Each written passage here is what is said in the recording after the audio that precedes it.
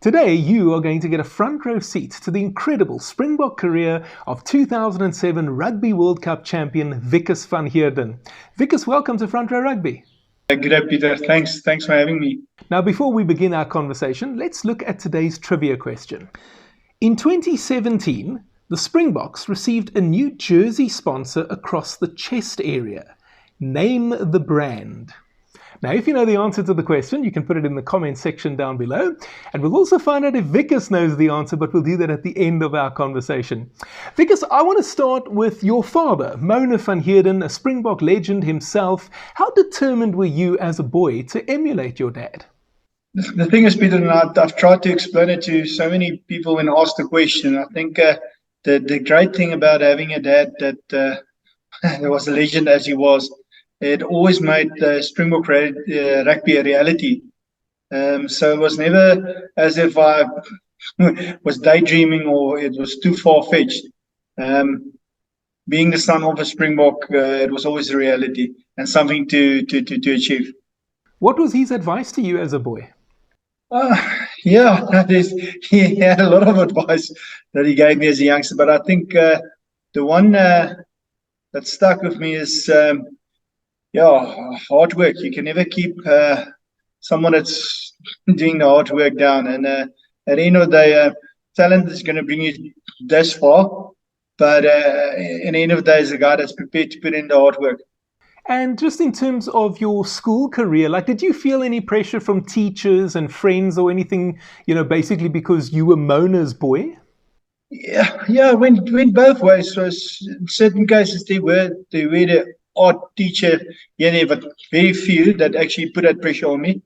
But then on the other hand, there was also the ones that motivated me because they also believe in in me being the son of Moaner Van Heerden. So and again, it's I see with my boys now as well. That's one of the biggest influences in young boys' rugby careers. Is sometimes just that one teacher that believes in you and backs you and gives you the opportunity. Okay, so tell us, how were you feeling ahead of your Springbok Test debut in 2003 against Scotland? It's one of those ones that I got advice and I thought I used it, but I didn't. So it's just your first Springbok cap is mine for myself. I was just one big blur. I wish I could have experienced the moment more. And that's why because that was in 2003, when given a second opportunity in 2007, I was just much more mature and I appreciated it more. And just lived in that moment and experienced it. Whereas in the first test, it was one big haze. So we played against Scotland. We won that series 2-0, and then we beat Argentina. It was a narrow victory, as you'll remember. And then came the Tri-Nations, a nice win against the Wallabies at Newlands to start with. But then we were hammered by the All Blacks at Loftus, 52-16. How deflating was that experience? Oh no, that was, if I can say, one of the biggest disappointments in my rugby career. One thing that never really was said is so against the Australian Test, I got a knock on the knee, and I didn't think it was too serious. The knee was swollen the whole week and stuff, and we had looked at it, and the doctor at that stage, the team doctor, just said, "No, well, it's just a big knock and stuff." So for me, getting the opportunity to play against the All Blacks, there was no chance of sitting out. And I played against the All Blacks in that Test match, and it was history. Showed it was one of the biggest defeats that the Springboks ever had, and that was also, I think, part of the process where because I was part of the Rudolph at that stage, said the Tri-Nation squad was going to be his World Cup squad. So, long story short, I was left out of the World Cup, and end of that year, I went to see a specialist, and only then heard that my posterior ligaments was off. So, I was stupid enough, and I'm giving that advice to any young player: never play with an injury, because you're only going to handicap yourself. I don't want to use it as an excuse, but I truly believe it hindered me from going to that World Cup in 2003. I take it that it also meant that you missed Kamp Staldraad. Yeah, I missed Kamp Staldraad. Hey, if you're enjoying this video, why not consider becoming a patron? It's my dream, guys, to do this full time, and with a small financial contribution, you can help me realize that dream.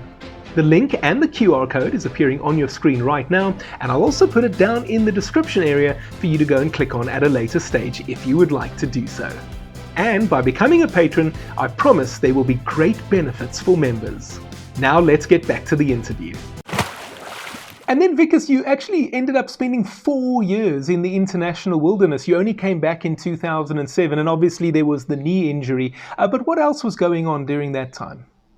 Well, that was a difficult time in my rugby career, because I was part of I was captain of the Lions side. That was a brilliant side, but in Super Rugby we were part of the Cats. That was two strong South African sides. It was supposed to have do much better than what I did, but it was always a difficult sort of marriage, if you can put it like that, because the Free State and the Lions were both very competitive in the Currie Cup, so each had their own coach and own game plan, and then you come and you put the two sides together and you get someone outside.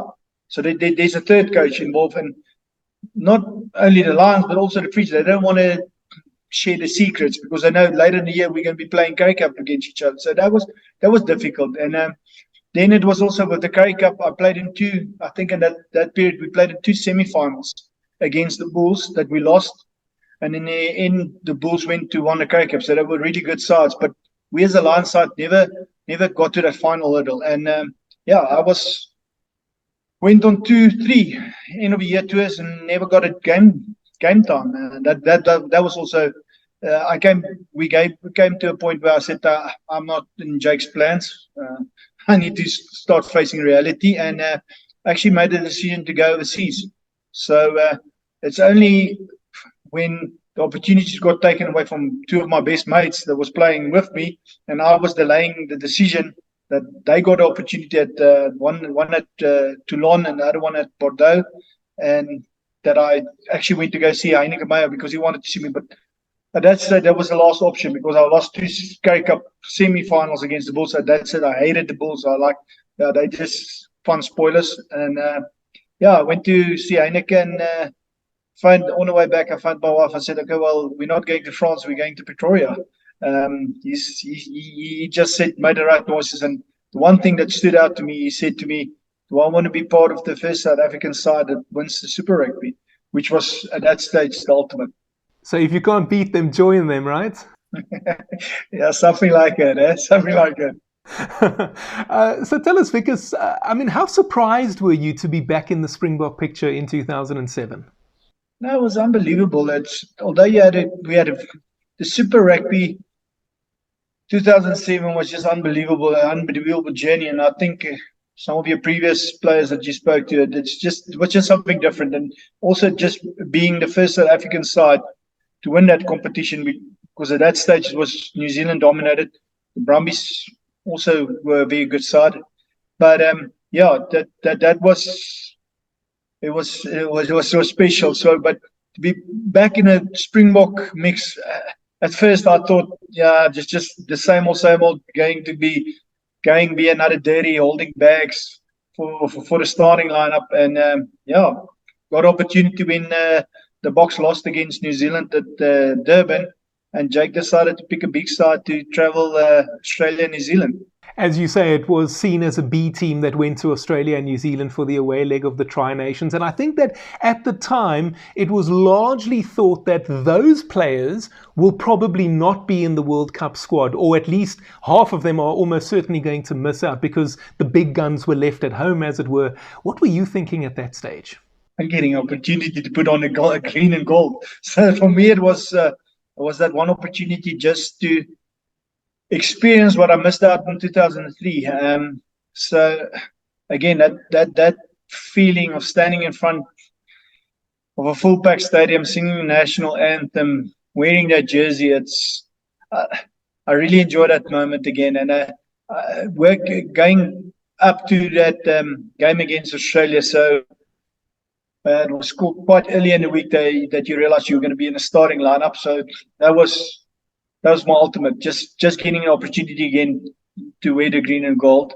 And then I got a stomach bug the Wednesday evening, and I was in bed for 2 days. And Jake actually said to me, okay, well, I don't have to do the captain's run, which was actually the last training session on a Friday, and he gave me time until the Saturday morning to prove to him that I'll be okay. And I can tell you honestly, I was 2 days standing or sitting next to the toilet seat and praying the whole time. And I got opportunity, and I was fine the Saturday morning, and I played that evening against Australia. And as we said, Wikus, the guys that went to Australia and New Zealand, there was a feeling that a lot of them were not going to get to go to the World Cup that year in France. But you were selected to go to the Rugby World Cup that year. How were you feeling when you found out that you were part of that squad? That was just incredible. As like being so close in 2003 and not getting the opportunity, that just made it so much better in 2007, because again, it's I think sometimes in life, and sadly so, something has to be taken away before you realize how special it is. And then that was 2007 it was just great to know that I'm getting a second bite with the cherry. We'll talk about the on-field stuff in a moment, but just tell us a little bit about off the field. How enjoyable was France? It was a difficult one, because although it was very exciting and going to Europe and playing in the World Cup tournament and stuff, and a lot of pressure were on us after the early exit of New Zealand and Australia. So after they exited, it was almost like, now it's ours to lose. It's not ours to win. We especially after that first pool game against England. And then another thing on a personal note is my wife was expecting our firstborn. So my first scan, she actually brought to me after the England game when the wives were allowed to come and visit us. She brought a scan on a DVD for me to look at. And before the whole World Cup, it was I think almost a 5-month period that you were away from home, on off. So that's some of the things that people don't realize. You always think is this romantic atmosphere. You're in France, but again, you're there to do a job. There's a lot of pressure on you, and you miss home. You miss home. Wikus, it looks like you and I have got something in common. So your wife was expecting during France 07. My wife gave birth during the last Rugby World Cup, just before the semi-final against England. But I don't think I could convince her to name our kid Sia Kolisi or Peter Steph du Toit. I wasn't going to get that past her. Yeah, but there's always something that you can work for the next World Cup, eh? Wikus, let me ask you this. You came off the bench in the opening match against Samoa. It was a good win. And then you were in the starting team when we hammered England in that pool game, 36-0. A lot of people say that is the best Springbok performance that they've ever seen. What's your assessment of that match? Yeah, no, we were just clinical. I think, again, it's the whole preparation. The preparation was always... the pool that we were in, we always knew the England game was going to be the decider, or who was going to be top of the log, and the whole preparation was working towards that. And that's now the nice Wikus Van Heerden story, because I wasn't supposed to be part of that team. I would have maybe been lucky if I was on the bench, and it was something that Jake also did. I think his predecessor, Kitch Christie, that he had a green and a gold squad. So I was a part of the green squad. That's not your first choice. And at the end of the day, I played in 6 of the 7 games. So it's just incredible. And that England game was, I think, one of my best games also in a Springbok jersey. It's incredible how it worked out. And as you mentioned, even though you were on the bench again after that, you played in the majority of the matches and you actually got to come on the field in the final. How special was that? I think I started stretching in the first 10 minutes when Donnie, I think he had a blow or something on the side of his neck or something. So I was stretching in front of the coaches from minute from the first minute. So when it lost getting opportunity to go on, it was just unbelievable. Wikus, I've had a lot of former Springboks on this show, somewhere close to 75 now, and a lot of them are World Cup winners, and I've asked many of them what it felt like when the referee blew the final whistle and they became world champions. And it's interesting to me that most of them say that instead of feeling joy and ecstasy, they felt relief. What did you feel? That's spot on. It was like I said to you, it's just one big relief. Especially with the sort of pressure that we actually as a team put on ourselves. We always knew it was just a matter of we were the only side that can do it. It was we never, I can't say never, but we always knew if we were going to be playing to our full potential, it was really going to be difficult for England to beat us. Although they made a lot of changes, like they had a Johnny Walker, Wilson, Lawrence Deladio, a couple of really senior players coming for that second game. But yeah, so that was relief. Wikus, if I've counted this correctly, in 2007 you won the Super 14, you won the Rugby World Cup, your wife became pregnant. Was 2007 the best year of your life? One of the best. It's life is about seasons, and I think in the season that I found myself, that was definitely highlights. And something else that I found amazing is you made your debut in 2003 for the Springboks. Then you were out of the picture for 4 years. And then to come back like that, be part of the World Cup squad and actually play in the final, it's quite an amazing journey, isn't it? Yeah, and again, I think that's all thankful firstly to Jesus Christ, that my God and my Savior, that actually gave me the opportunity. And then for family and friends. If you need someone, and especially in the tough times, especially those times that you're not in the starting lineup, especially in those times that you feel like you're performing but you don't get selected. So yeah, no, all of this would have been impossible if I didn't have the support that I have, and that's a nice thing. My wife, we actually we're varsity lovers, so she knew me as normale Wikus from the farm, and yeah, she grew in all the rugby with me. Wikus, you played your Springbok career under Rudolf Streauli as well as Jake White. Talk to us about the two men and the differences that you experienced as in terms of them as coaches. It's difficult to actually have an opinion on either of them, because, like I said here, Rudolf, they had a different set up there, because at that stage, Rudy Hubert was also involved, Gert Small was involved with in the 2003 year. Jake again, Eddie Jones became part of, and I have a lot of respect for Eddie Jones. Gert again, brilliant forward coach.